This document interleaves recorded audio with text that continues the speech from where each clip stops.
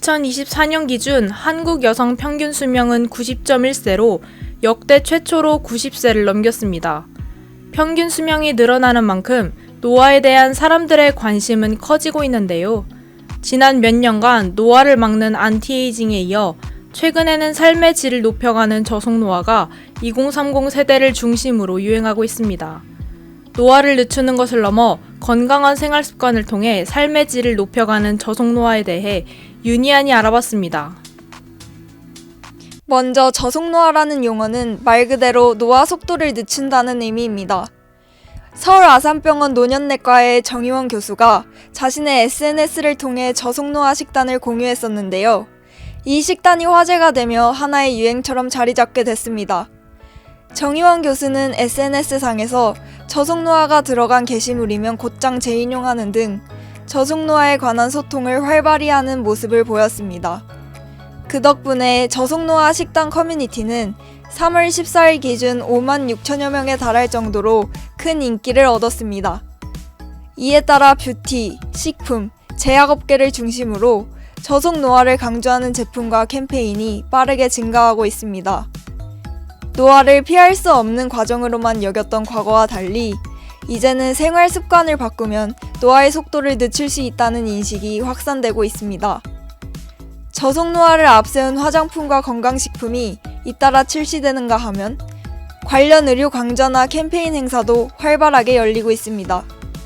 기업들의 마케팅 전략 역시 노화를 늦추는 데 초점을 맞추며 저속노화는 단순한 유행을 넘어 새로운 건강 트렌드로 자리 잡아가고 있습니다.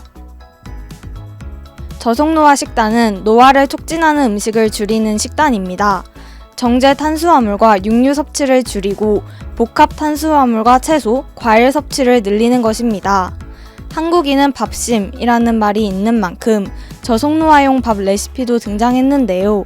바로 렌틸콩, 귀리, 현미, 백미를 4대 2대 2대 2 비율로 섞어 밥을 지어 먹는 방법입니다. 저속노화 식단은 신체의 노화를 늦춘다는 장점도 있지만 우울감 해소에도 도움이 됩니다.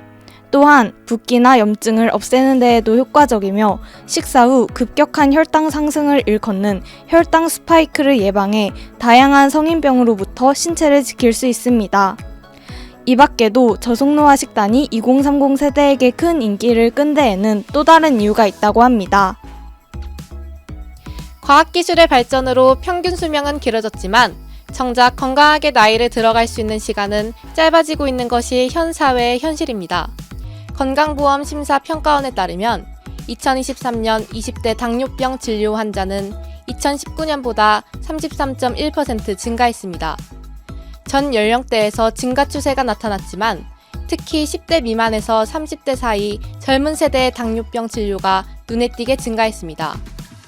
이처럼 실제 나이보다 신체 나이가 빨리 늙어버리는 가속노화를 우려하는 젊은 세대가 늘어나면서 저속노화가 큰 관심을 끌고 있는 것입니다. 그렇다면 실제 2030 세대 시민들은 이에 대해 어떠한 생각을 하고 있을지 직접 만나 이야기 나눠보도록 하겠습니다. 저속노화 식단을 실천해보거나 주변에서 본 경험이 있으신가요? 네, 제 주변에 한 두세 분 정도의 친구가 저속노화 식단을 하고 있는 걸 본 적이 있습니다. 옆에서 지켜본 후기가 어떤가요?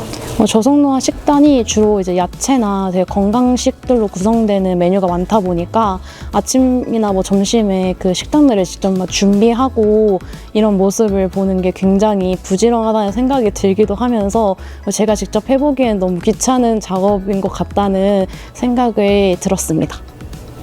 젊은 세대가 건강에 관심이 많아진 것이 최근 들어 생긴 현상이라고 생각하시나요? 네, 되게 많은 사람들이 인스타를 하다 보니까 이런 SNS 속에서 건강과 관련한 문제를 많이 접하고 그에 따라서 혈당 조절과 같은 그런 건강성 문제에 많이 관심을 갖는 것 같습니다. 이처럼 시민들의 저속노화 식단에 대한 관심이 커져가고 있다는 사실을 알 수 있습니다. 식품업계에서도 저속노화 식단 유행에 발맞춘 제품 출시가 활발해지고 있는데요.